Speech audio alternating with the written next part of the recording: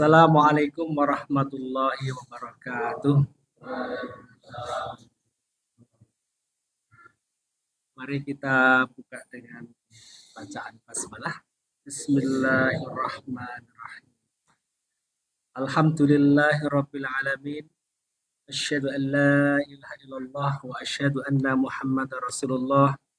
Allahumma sholli ala nabiyyina Muhammadin wa ala alihi wa sahbihi wa tabi'in ajma'in. Amma ba'd.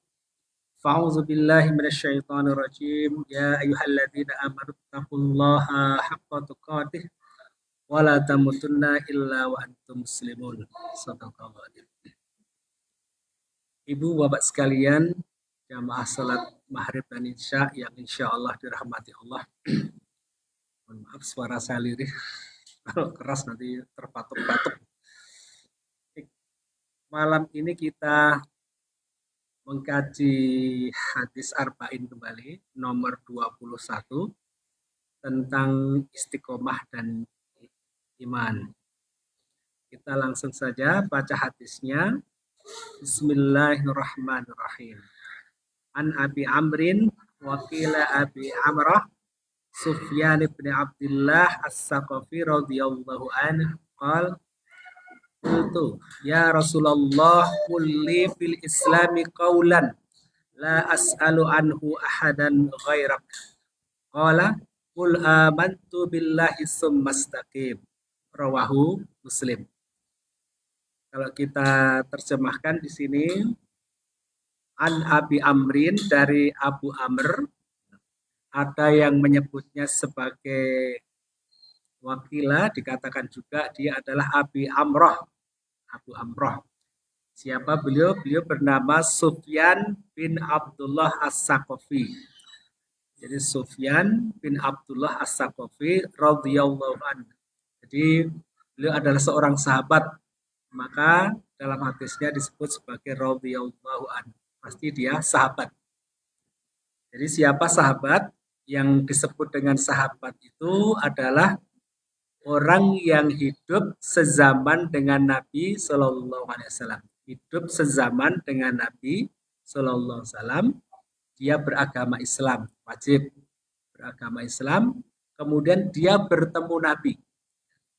Hidup sezaman dengan Nabi, beragama Islam, dan bertemu dengan Nabi Sallallahu Alaihi Wasallam. Maka dia sahabat. Kalau tidak sezaman, itu bukan sahabat. Kalau tidak bertemu Nabi, maka dia bukan sahabat. Walaupun dia hidup sezaman, tetapi tidak bertemu Nabi, tidak disebut sebagai sahabat. Misalnya siapa? Uwais Al-Qarni. Jadi hidup sezaman Nabi, mengenal Nabi, merindukan Nabi, pengen banget ketemu Nabi, tetapi dia terhalang oleh harus merawat ibunya, merawat terus-terusan sampai dia tidak sempat lagi ketemu Nabi. Suatu saat minta izin ke ibunya ingin bertemu, lalu diizinkan, silahkan bertemu Nabi dan seterusnya.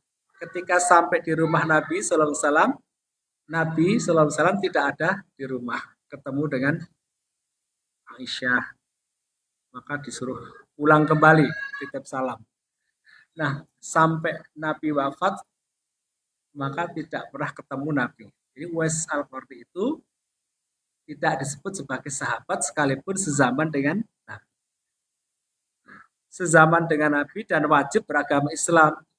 Kalau enggak agama Islam, tidak disebut sahabat. Seperti Abu Thalib, tidak mau Muslim. Apalagi Abu Jahal, tidak disebut sebagai sahabat. Baik, ini menyimpang sedikit tentang sahabat. Jadi ini hadis diriwayatkan oleh seorang sahabat bernama Abi Amrah, yaitu dia adalah Sufyan bin Abdullah As-Saqafi. As-Saqafi itu dari Sakif, dari Bani Sakif As-Saqafi. Kalau kita dari Jogja, bisa boleh menyebut Pak Andi Al-Jogjawi. Boleh Al-Jogjawi.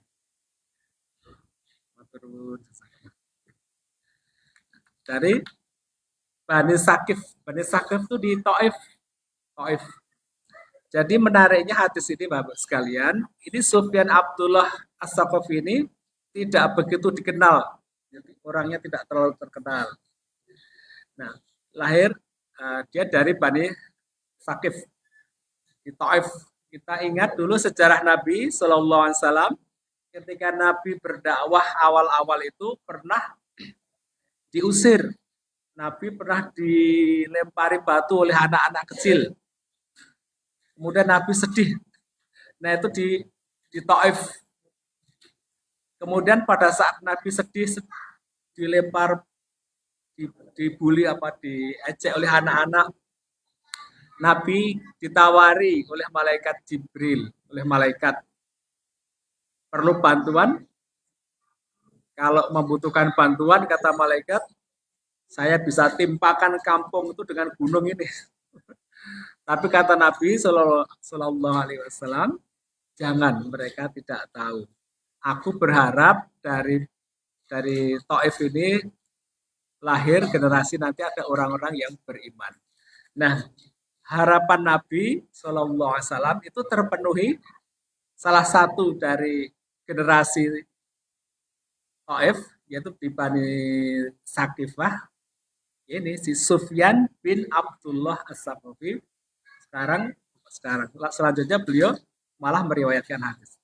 Harapan Nabi terpenuhi. Baik, ini Sufyan bin Abdullah As-Saqafi radhiyallahu anhu, dia berkata kepada Nabi sallallahu alaihi wasallam. Katanya adalah qultu, aku berkata kepada Nabi sallallahu alaihi wasallam, ya Rasulullah, wahai Nabi Rasulullah, qulli fil islami qaulan. Ya Rasulullah, katakan kepadaku suatu kalimat di dalam Islam, la as'alu anhu ahadan ghaira. Ya. Yang tidak akan aku tanyakan lagi kepada selain engkau. Qala Nabi sallallahu alaihi wasallam bersabda, "Qul, katakanlah, amantu billahi summastaqim." Katakanlah wahai Sufyan bin Abdullah As-Saqafi, aku beriman kepada Allah. Setelah itu istiqomahlah dengan perkataan itu. Ini hadis riwayat Muslim. Juga selain Sahih Muslim juga di Sunan Tirmidzi, Sunan Ibnu Majah dan seterusnya. Jadi Bapak sekalian, ini hadis yang sangat ringkas tapi padat sekali maknanya. Para ulama mengatakan kalau perkataan yang padat, hadis yang ringkas tapi padat isinya dikatakan dengan jawami'ul kalim. Jawami'ul kalim itu perkataan yang padat berisi. Karena Nabi hanya mengatakan 2 kalimat. Katakan amantu, iman, summastaqim, lalu istiqomah. Iman dan istiqomah. 2 kata itu yang disampaikan oleh Nabi. Ringkas dan padat dan penuh makna. Nah ini ada seorang yang mendekati Nabi, dia berkata, qultu, aku berkata, itu maksudnya adalah, wahai Nabi, beri aku penjelasan, beri aku tausiah, beri aku keterangan yang jelas fil Islam, dalam berislam ini, satu perkataan, satu pedoman hidup yang aku jadikan sebagai prinsip hidup, kaulan ya, perkataan yang bisa aku jadikan sebagai sesuatu yang sangat berharga dalam hidupku. Nah, dengan perkataan itu, kaul itu, maka aku menjadi jelas dan tidak akan bertanya lagi pada orang selain engkau, hai Nabi. Jadi ini si Sufyan ini meminta satu tips kata-kata yang padat berisi, singkat berisi, padat, yang membuat dia jelas tidak akan bertanya lagi kepada orang lain selain kepada Nabi.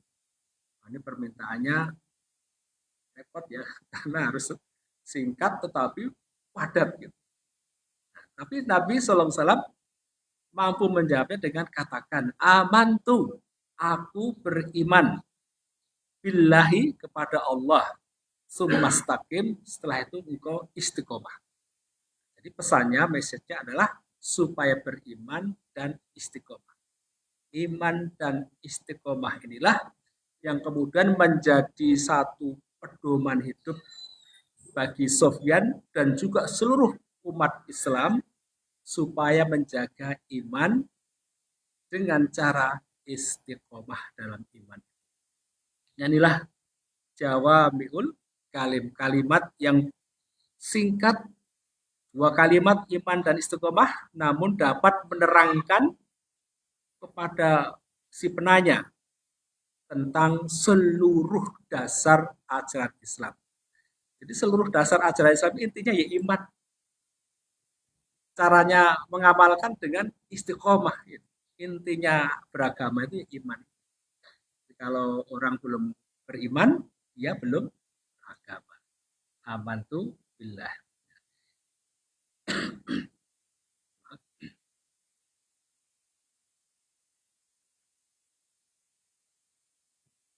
Jadi dasar dari Islam itu adalah tauhid atau iman. Mentauhidkan bahwa yang menciptakan adalah Allah, yang memelihara Allah, yang mematikan Allah, yang menghidupkan Allah. Pokoknya apa saja semuanya dari Allah, untuk Allah hidup ini.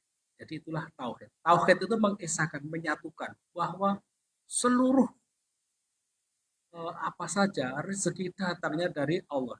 Seluruh kemuliaan datangnya dari Allah.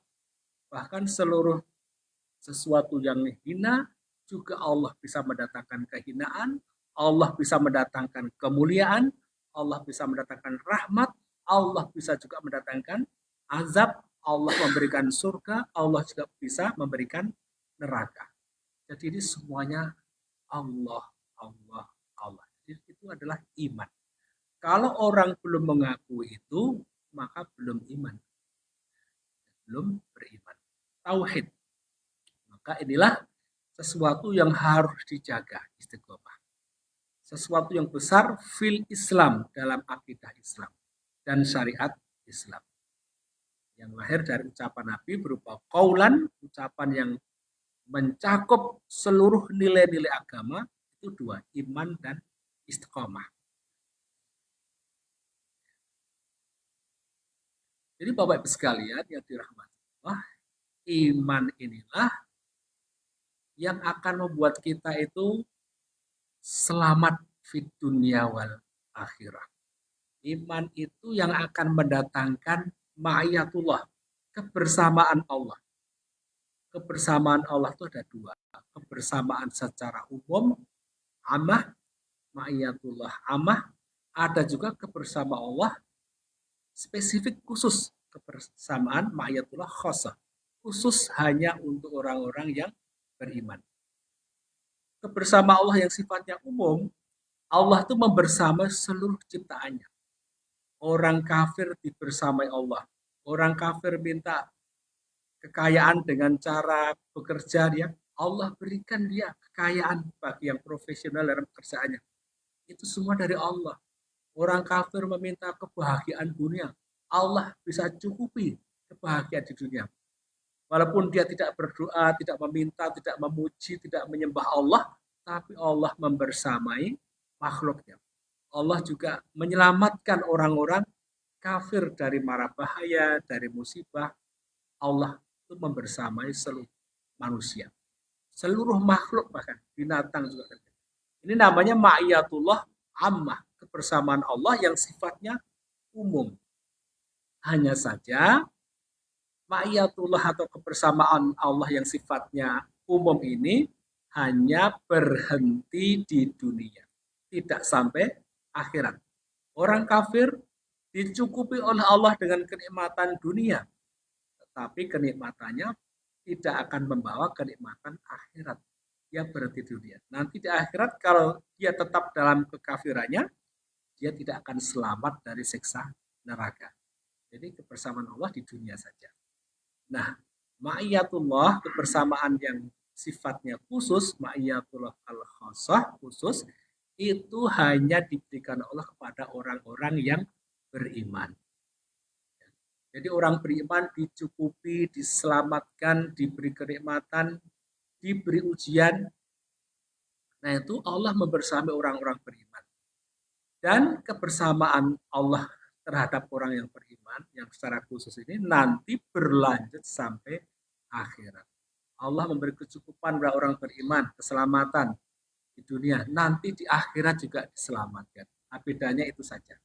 Maka iman itu adalah syarat kunci untuk mendapatkan ma'iyatullah yang sifatnya khossah. Sebagai contoh, kebersamaan Allah. Dahulu ketika hijrah, Nabi SAW dari hijrah dari mana? Dari Makkah menuju Madinah. 13 tahun di Makkah kurang menguntungkan dakwah Islam. Beliau diperintahkan hijrah ke Yasrib atau Madinah. Hijrah terakhir. Ketika hijrah itu, beliau bersama Abu Bakar untuk menghindari kejaran orang-orang musyrik Quraisy. Beliau tidak langsung ke utara ke Madinah, tetapi malah ke selatan menuju sebuah gua di sebuah bukit Tursina, Gua Sur. Beliau 2 malam 3 hari kalau tidak salah ya, itu bersembunyi di sana untuk menghindari kejaran. Sebab kalau langsung hijrah nanti konangan lah gitu, ketahuan oleh orang-orang musyrik dan bisa dibunuh. Karena memang Nabi akan dibunuh. Nah, ketika persembunyian dalam gua itu, pada akhirnya juga ketahuan oleh orang-orang musyrik. Gua itu dikepung oleh orang-orang musyrik dengan membawa senjata yang lengkap. Nabi dalam gua bersama Abu Bakar dikepung orang-orang musyrik dengan senjata lengkap karena hendak ingin membunuh. Tapi mereka ragu, guanya udah dikepung di Gua Sur, tetapi mereka ragu, benar enggak ya ini Muhammad ada di dalam? Mereka semuanya menjadi ragu. Bahkan ada riwayat yang mengatakan mereka enggak berani masuk atau enggak mau masuk karena mereka melihat di gua itu, di pintu gua ada sarang laba-laba, ada burung merpati yang sedang mengerami di situ. Alam ini riwayatnya ada yang mengatakan tidak sahih, tapi rata-rata ulama menggunakan kisah itu. Jadi di gua itu ada sarang laba-laba yang tidak rusak.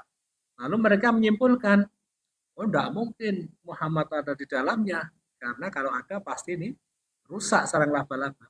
Ini ada merpati juga tidak terbang. Kalau ada orang masuk berarti merpati pasti pergi.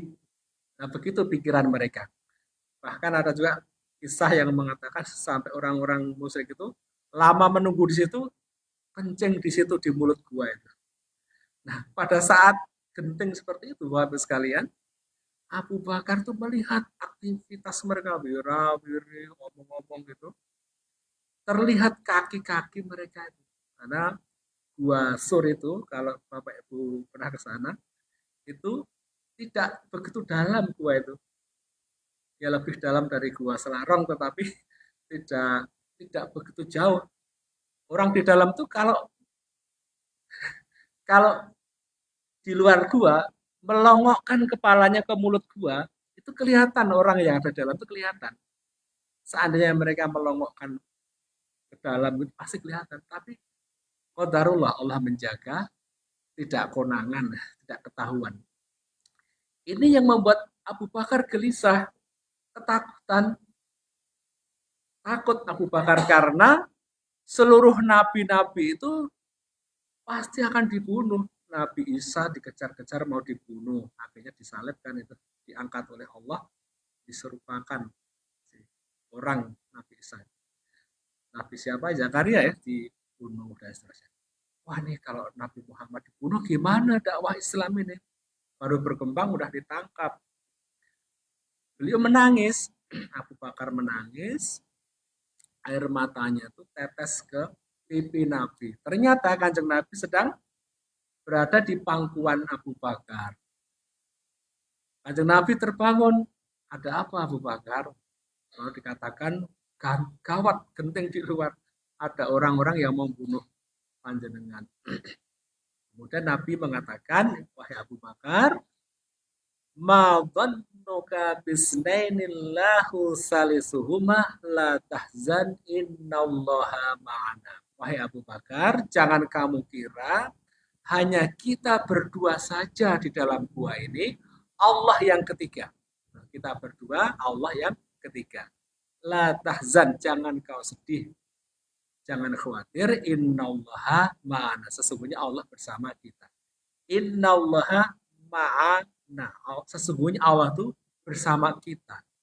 Jadi ada ma'iyatullah, ada ma'a, ada kebersamaan Allah. Kita berdua, Allah yang ketiga. Inilah ma'iyatullah. Jangan sedih, jangan khawatir, Allah bersama kita.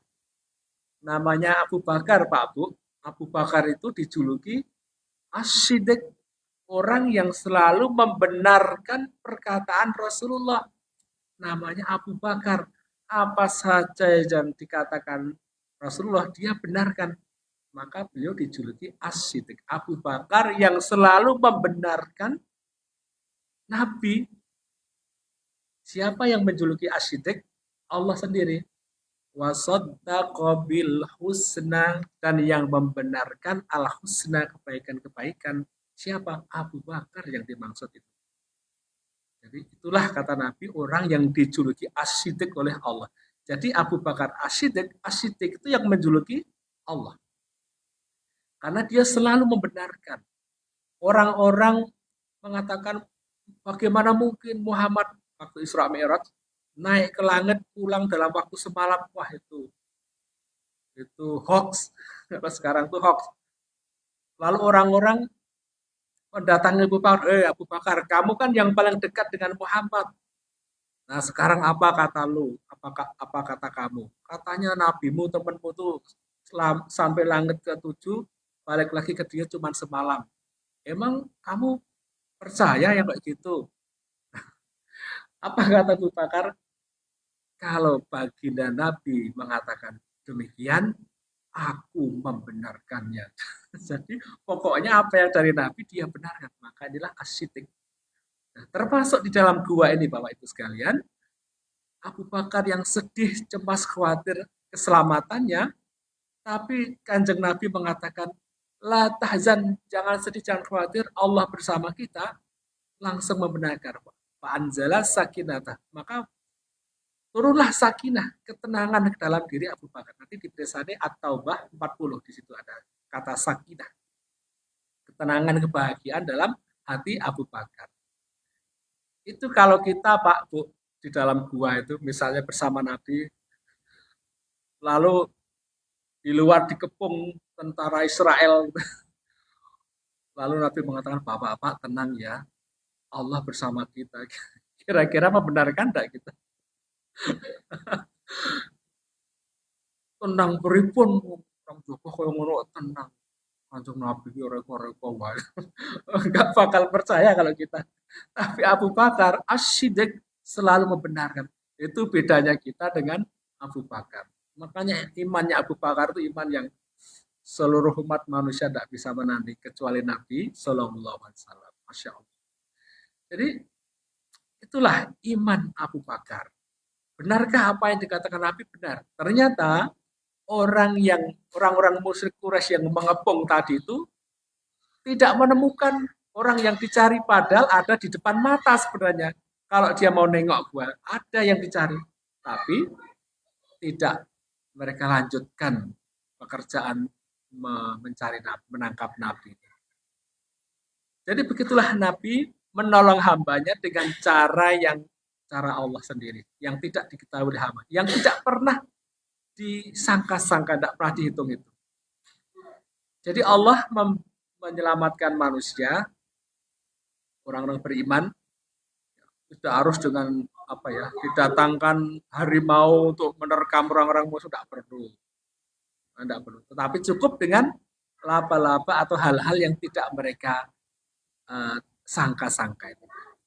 Maka itu dalam surat Al-An'am dikatakan, A'udzubillahi minasyaitonirrajim, alladzina amanu walam yalbisu imanahum bidzulmin ulaika lahumul amnu wa hum muhtadun. Orang-orang beriman yang tidak mencampur adukkan keimanannya dengan kezaliman.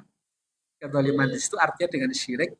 Orang beriman yang tidak mencampur adukkan keimanannya dengan syirik, sudah iman, Bu, ya jangan syirik gitu.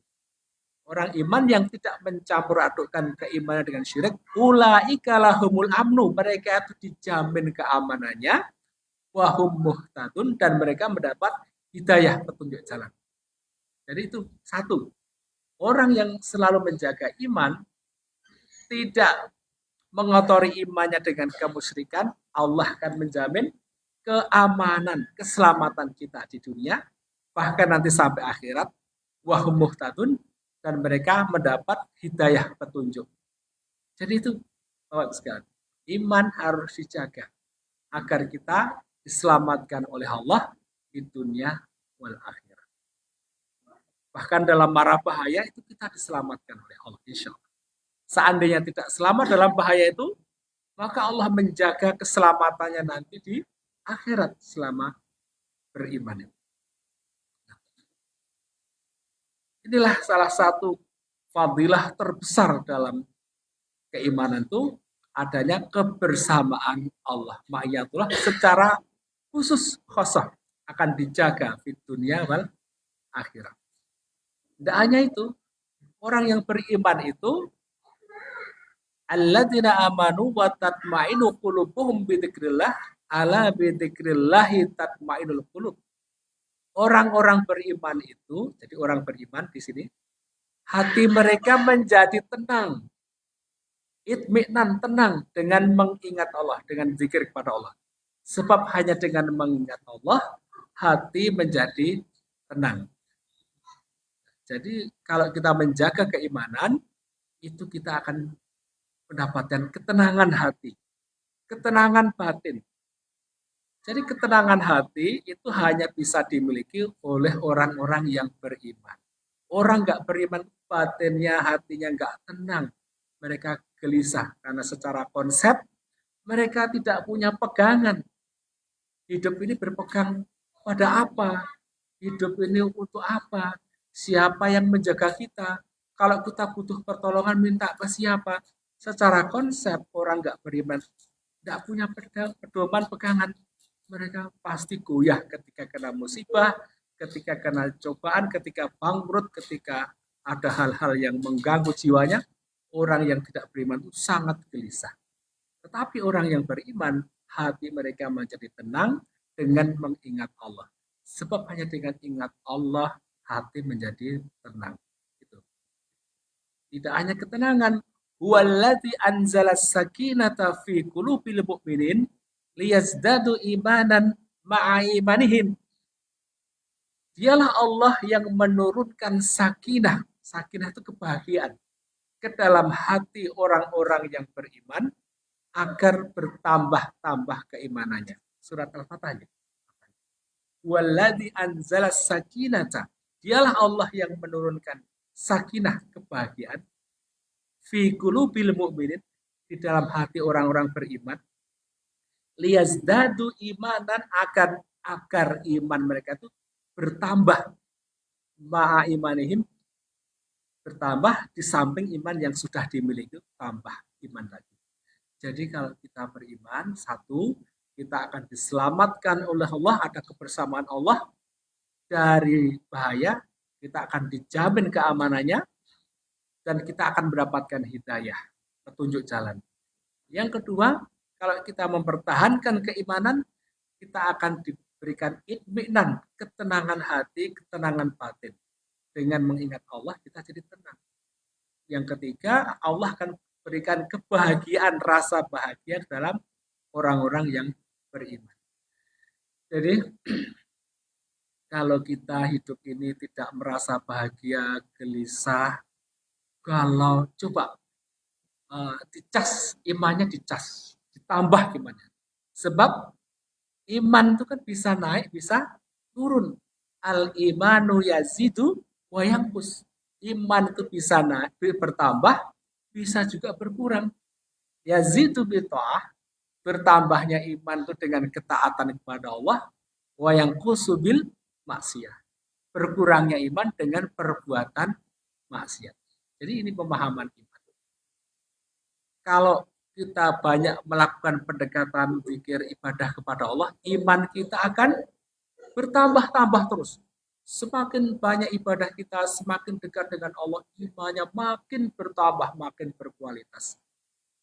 Sebaliknya kalau kita menambah-nambah kemaksiatan, dosa kita lakukan, malah kita perbesar perbuatan zalim dan dosa, itu akan mengurangi kadar iman.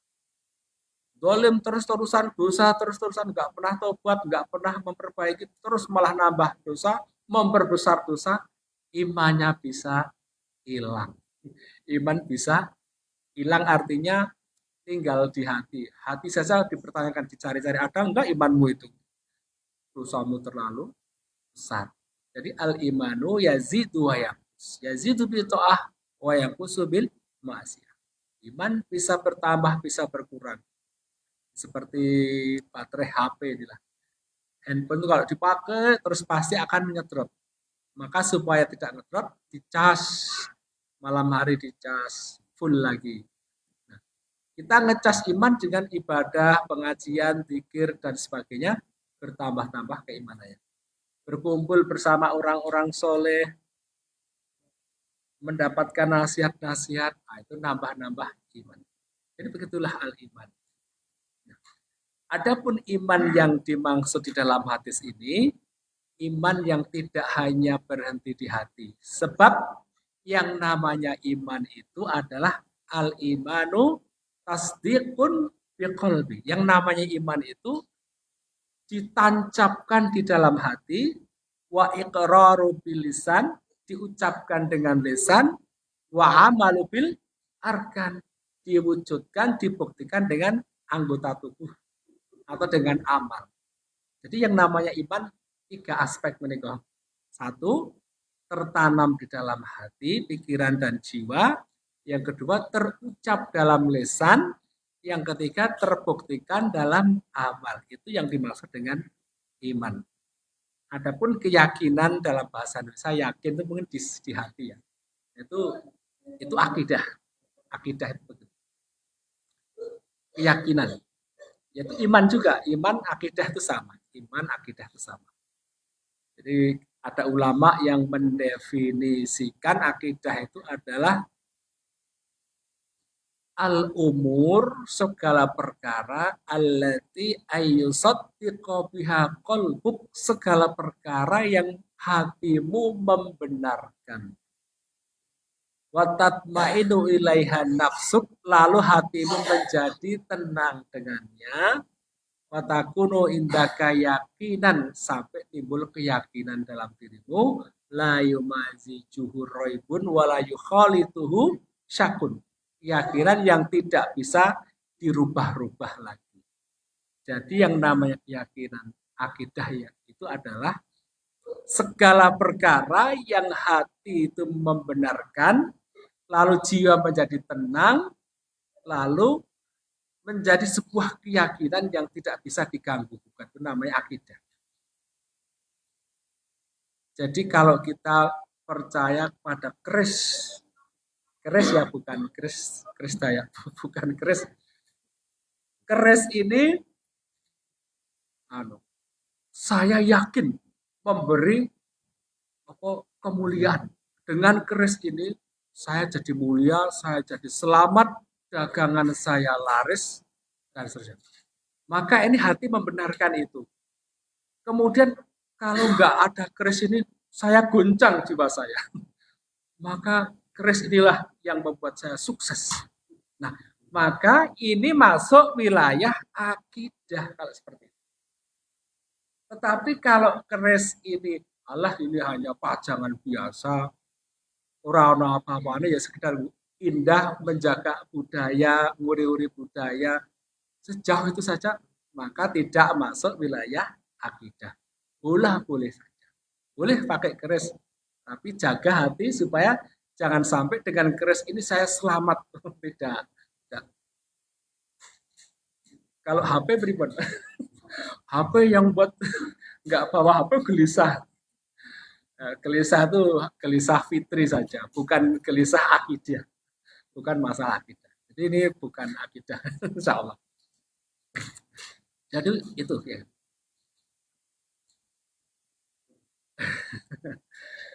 Maka kita dilarang datang ke dukun, sebab dukun bisa mempengaruhi keyakinan. Malah datang ke dukun itu membenarkan perkataannya itu apa Pak ibadahnya tidak diterima selama 40 hari. Kalau tobat lalu dia istighfar, astagfirullahaladzim, kok aku percaya sudah tobat ya udah hilang lagi dosanya. Enggak akan diulangi lagi sudah. Nah, maka dukun atau kahin inilah sekutu bagi Allah karena dia bekerja pada wilayah yang prinsip akidah. Allah paling tidak suka, paling benci kepada kesyirikan. Inna syirka la dzulmun azim. Syirik itu kedzaliman yang azim. Azim itu udah nggak ada yang lebih besar lagi. Yang paling besar, kedzaliman yang paling besar itu syirik. Kenapa kok paling besar? Sebab syirik itu menandingi Allah. Kalau orang berbuat dosa mencuri HP gitu, itu kecil bisa hilang, bisa diampuni oleh Allah. Masih mungkin diampuni Allah. Walaupun nggak tobat, mati, itu masih mungkin diampuni oleh Allah. Mencuri HP. Tapi mohon Allah yang menghendaki. Tetapi kalau masih ada keyakinan syirik, mati belum bertobat, masih membawa syirik, maka jangan harap bisa diampuni Allah. Allah enggak suka. Innallaha, Allah mengampuni dosa-dosa selain syirik. Wa yaghfiru liman yasha, kepada siapa saja yang Innallaha la yaghfiru ayyushraka bihi. Allah tidak akan mengampuni dosa syirik kepadanya. Dan Allah mengampuni dosa selain itu kepada siapa saja yang dikehendaki. Jadi khusus syirik itu hati-hati. Sebab kalau kita meninggal belum sempat tobat, aduh, ibadah sebanyak apapun tidak ada gunanya nanti di akhirat kalau masih membawa keyakinan bahwa yang memberi rezeki itu tidak hanya Allah, tetapi ada selain Allah. Nah ini, menduakan Allah. Yang membuat hati tenang itu tidak hanya Allah. Ada loh selain Allah yang buat kita bahagia, kita sukses. Ini pemahaman yang berbahaya. Ini menduakan Allah. Kita tidak harus nyembah Allah. Ada sesembahan yang lain, apalagi itu. Itu syirik-syirik besar. Ibu, kalau diginikan gimana, Bu? Banyak yang lebih cantik dari istri saya itu apa sih? Ada yang lebih cantik, mangkel enggak, Bu? Enggak mangkel, Bu. Kalau enggak mangkel, itu banget. Nah, itu menduakan istri itu. Siapa yang paling mangkel? Istri. Menduakan itu syirik. Maka syirik itu juga termasuk, non sewu ya, bahasanya kasar, selingkuh, keyakinan. Kadang minta kepada Allah, ya Allah yang maha memberi rezeki, kok nggak diberi sama Allah. Udahlah, wahai penghuni makam raja-raja, raja siapa, berilah aku kemuliaan rezeki. Selain minta kepada Allah, juga minta kepada yang lain. Itu Allah makan loh. Kamu kok minta kepada selain aku? Aku yang memberi kehidupan, yang memberi rezeki, yang menghidupkan, yang mematikan. Kok minta kepada selain aku? Ya sudah, jangan pulang ke akhirat. Tidak sudi aku menerima kamu. Kira-kira begitu tak, Bu? Wes, tidak usah pulang ke rumah. Sekalian tidak usah pulang. Bapak Ibu kalau dibegitukan yang tidak suka. Nah ini Allah yang paling manggil. Ini hanya analogi saja supaya kita tuh yakin bahwa akidah itu sesuatu yang sakral. Oleh karena itu, jagalah iman ini supaya kita tetap terjaga kebersamaannya dengan Allah. Iman kepada Allah, kepada malaikat, iman kepada kitab-kitab, para nabi dan rasul, iman pada hari kiamat, iman pada takdir. Semuanya dari Allah. Itu iman itu. Terakhir, bagaimana kita supaya bisa istiqomah? Istiqomah itu artinya tetap ajak dalam menjalankan perintah Allah dan dalam menjauhi larangan Allah. Itu istiqomah. Jadi tetap komitmen dengan perintah Allah menjalankannya dan tetap komitmen dalam meninggalkan larangannya. Itu istiqomah. Jadi terus secara adil. Istiqomah bisa berarti adil. Tidak boleh berlebihan. Gulu. Ya ahal kitab la taglu fi dinikum. Wahai ahli kitab, jangan kamu berlebihan dalam agama kamu. Maka berlebihan dalam agama termasuk sesuatu yang bukan istiqomah. Ahli kitab diseru karena mereka menjadikan Nabi sebagai Tuhan. Berlebihan, tidak boleh. Tuhan punya anak, berlebihan lagi. Tuhan ada 3 tapi 1 tapi 3, mumet. Nah itu berlebihan. Maka berlebihan dalam agama itu juga tidak diperkenankan. Istiqomah itu adil, di tengah-tengah. Tidak berlebihan, juga tidak meninggalkan. Meninggalkan agama, ibadah juga termasuk tidak istiqomah. Bagaimana supaya kita tetap istiqomah? 1, ikhlas. Ikhlas kepada Allah dalam ibadah itu. Sebab kalau nggak ikhlas, dalam surat Al-Hajj katakan, wa minan nasi may ya'budullaha ala harfin. Di antara manusia ada orang yang ibadahnya kepada Allah di pinggiran, gak ikhlas. Fa'in asobahu khairun, kalau ibadahnya kepada Allah dapat kebaikan-kebaikan, itu ma'an nabi, dia itminan, puas.